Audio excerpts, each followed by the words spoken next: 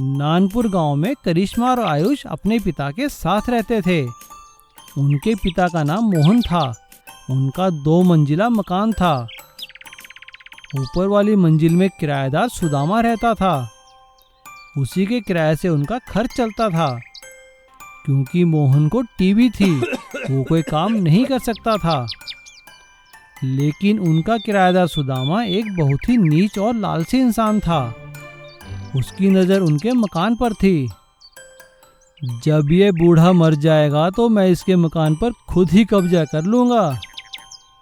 कुछ दिनों बाद उनके पड़ोस में रहने वाले जॉन इटली से आते हैं और अपने साथ कोरोना नाम की भयानक महामारी को ले आते हैं। जॉन को कोरोना का पता लगते ही सरकारी कर्मचारी और पुलिस वाले उसे उठाकर हॉस्पिटल में भर्ती कर देते हैं। लेकिन तब तक काफी देर हो चुकी होती है। जॉन से संक्रमण मोहन को लग जाता है, क्योंकि टीबी का मरीज होने की वजह से वो वैसे ही काफी कमजोर था। यह देखकर आयुष और करिश्मा परेशान हो जाते हैं। लेकिन गांव के डॉक्टर उन्हें समझाते हैं, देखो बेटा, चिंता की कोई बात नहीं है, तुम्हारे पिताजी ठीक हो सकते हैं। लेकिन बस तुम लोग उन्हें दवा और खाना समय पर दो। और हाँ, साफ सफाई का ख्याल रखना और सैनिटाइजर का प्रयोग ज़रूर करना। कोई भी चीज़ उन्हें देते हुए सैनिटाइज ज़रूर कर लेना, ताकि उनकी बीमारी ना फैले। यह बात सुदामा सुन लेता है। अच्छा, तो सैनिटाइज करके ही इसे चीज़ें देनी है। क्यों ना मैं इसका सैनिटाइजर ही चुरा लेता हूँ। मोहन तो मरेगा ही मरेगा, साथ में इसके बच्चे भी मर जाएंगे और ये मकान मेरा हो जाएगा। और मौका पाकर वो सारा सैनिटाइजर चुरा लेता है। बच्चों के पास पैसे खत्म हो चुके थे। वे सुदामा के पास किराया मांगने जाते हैं। अरे बेटा, मैं तुम्हें किराया कहाँ से दूँ? मैं तो खुद ही बीमार हूँ। जब ठीक हो जाऊंगा तो तुम्हारा किराया दे दूंगा। बच्चे निराश होकर वहां से चले जाते हैं। मोहन का संक्रमण अधिक फैल जाता है और उसकी मृत्यु हो जाती है। आयुष और करिश्मा दुखी होकर गांव के कुएं के पास रोने लगते हैं। तभी कुएं में से एक जिन प्रकट होता है। क्या हुआ बच्चों, तुम लोग क्यों रो रहे हो? हमारे पिताजी नहीं रहे। सैनिटाइजर ना होने की वजह से हम उनकी जान ना बचा पाए। देखो, मैं तुम्हारे पिताजी को तो वापस नहीं ला सकता, लेकिन हाँ, तुम्हें मैं ये सैनिटाइजर की शीशी देता हूँ। ये जादुई सैनिटाइजर है, ये कभी खत्म नहीं होगा। दोनों वो सैनिटाइजर लेकर अपने घर चले जाते हैं और अगले ही दिन पास के गांव से ढेर सारी छोटी छोटी बोतलें खरीद कर ले आते हैं और उसमें सैनिटाइजर भरकर बेचने लगते हैं और ज़रूरतमंदों को मुफ्त में सैनिटाइजर देते हैं। अब वो दोनों सुदामा की कंप्लेंट पुलिस में करते हैं और पुलिस सुदामा को उनके घर से हटा देती है और उनका मकान खाली करवा देती है। और इस तरह जादुई सैनिटाइजर की मदद से दोनों बच्चों के अच्छे दिन शुरू हो जाते हैं। छोटा ऑटो वाला। कासमपुर गांव में जीरो नाम का एक व्यक्ति रहता था। वो बौना था, लेकिन जीरो ऑटो चलाने में बहुत अच्छा था। वो ऑटो चलाकर काफ़ी अच्छे पैसे कमाता था, लेकिन बौना होने के कारण उसकी शादी नहीं हो रही थी। एक दिन जीरो और उसके पिता भोला मंदिर गए। जीरो के हाथ मंदिर की घंटी तक नहीं पहुंच रहे थे। तब उसके पिताजी ने उसे उठाकर मंदिर की घंटी बजवाई। जीरो ने उदास होकर अपने पिता से कहा, पिताजी, हमारे परिवार में सभी लंबे हैं, तो मैं क्यों छोटा रह गया? बेटा, तुम बौने हो तो क्या हुआ, हम बड़े खुश नसीब हैं। तुम ऑटो चलाकर हम सबका पेट पालते हो। लेकिन पिताजी, इतना कमाने का क्या फ़ायदा? मुझसे कोई शादी करने को तैयार ही नहीं है। चिंता मत करो बेटा, भगवान सब ठीक करेंगे। एक दिन जीरो शादी के बिचौलिए सोहनलाल से मिलता है। सोहनलाल उससे उसकी लेटेस्ट फ़ोटो मांगता है। अरे सोहनलाल जी, फ़ोटो तो मेरे पास है नहीं, लेकिन आप ऑटो के सामने मेरी फ़ोटो खींच लीजिए।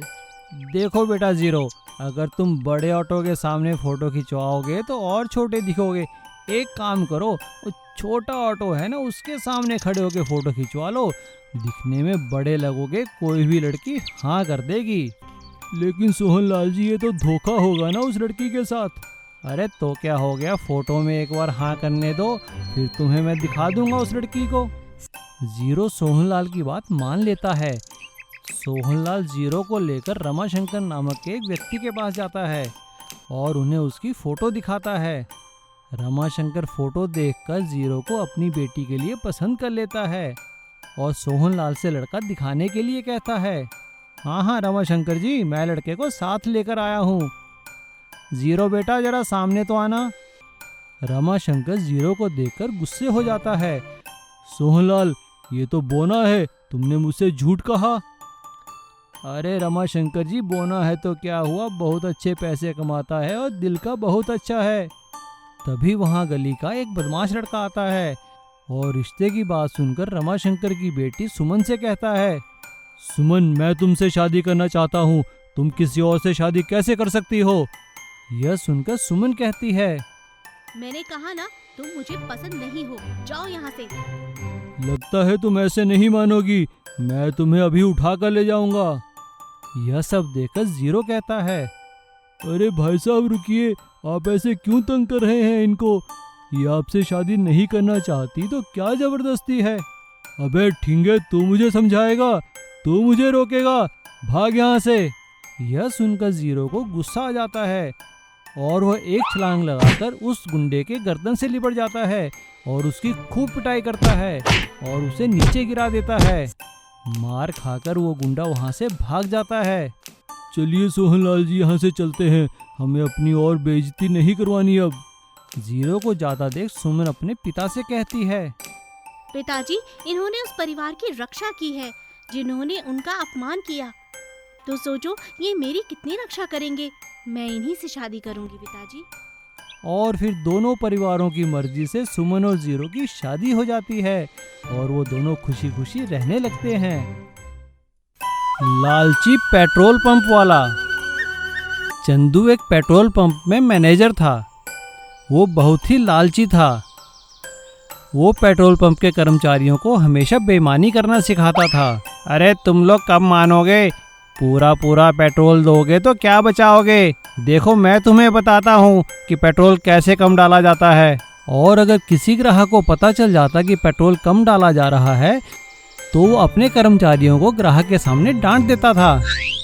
अरे तुम लोग क्या करते हो, पेट्रोल कम क्यों डालते हो? पूरा पेट्रोल डाला करो, पंप की बदनामी कराओगे क्या? तुम्हें नौकरी से निकाल दूंगा।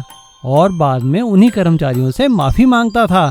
अरे देखो करमू, ग्राहकों के सामने ऐसा करना ही पड़ता है, लेकिन तुम लोग अपना टांका लगाते ही रहो, कम पेट्रोल डालो, खुद भी कमाओ और मुझे भी कमाने दो।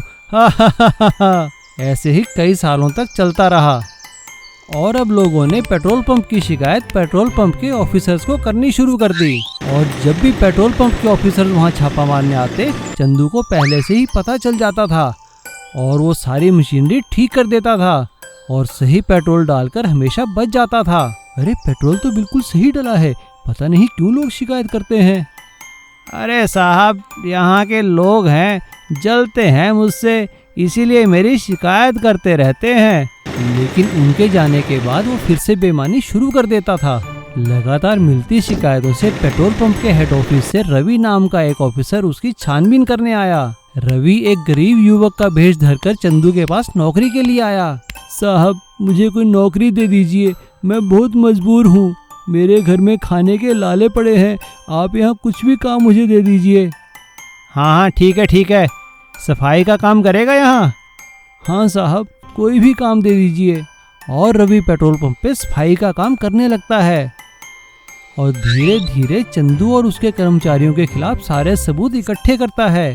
सारे सबूत इकट्ठा हो जाने पर वो एक दिन अपने ऑफिसर के वेश में आकर वहाँ छापा मारता है। चंदू रवि के आगे गिड़गिड़ाने लगता है। अरे साहब, मैंने आपको पहचाना नहीं, मुझे माफ़ कर दीजिए साहब, मैं ऐसी गलती कभी नहीं करूँगा। नहीं चंदू, तुमने यहाँ लोगों को काफ़ी बेवकूफ़ बनाया है, तुम्हारे खिलाफ कार्यवाही की जाएगी, जितना पैसा तुमने गलत ढंग से कमाया है वो सारा वसूल किया जाएगा। और चंदू को पुलिस पकड़ के ले जाती है और उसकी सारी काली कमाई को जमा कर लेती है। बाकी सभी कर्मचारी रवि से माफ़ी मांगते हैं। रवि उन्हें ईमानदारी से काम करने की सलाह देकर छोड़ देता है और पेट्रोल पंप पे एक नया मैनेजर नियुक्त किया जाता है। और अब लोगों को पेट्रोल पंप से कोई शिकायत नहीं होती, सबको पूरा पेट्रोल मिलता है। अंडा भुर्जी वाला। सूरज अपने माता पिता की इकलौती संतान था। उसके पिता का अंडों का कारोबार था। अकेला बेटा होने के कारण सूरज को कभी कोई काम करना ही नहीं पड़ा। उसके पिता सब कारोबार संभाल लेते थे। एक बार सूरज के पिताजी बीमार हो गए। सूरज की माँ ने सूरज को समझाया। सूरज बेटा, अब तुम्हारे पिताजी बूढ़े हो गए हैं और वो बहुत बीमार भी रहने लगे हैं। अब उनसे कारोबार संभाला नहीं जाएगा बेटा। तुम्हें अब काम करना चाहिए और उनका काम में हाथ पटाना चाहिए। पर माँ, मुझे तो कोई काम आता ही नहीं। सूरज, जिस तरह तुम्हारे पिताजी फार्म से अंडे लाकर उन्हें दुकानों में सप्लाई किया करते थे, तुम भी वही काम करो। ठीक है माँ, कल से ही मैं काम पर लग जाता हूँ। सूरज ने दूसरे ही दिन काम करना शुरू कर दिया।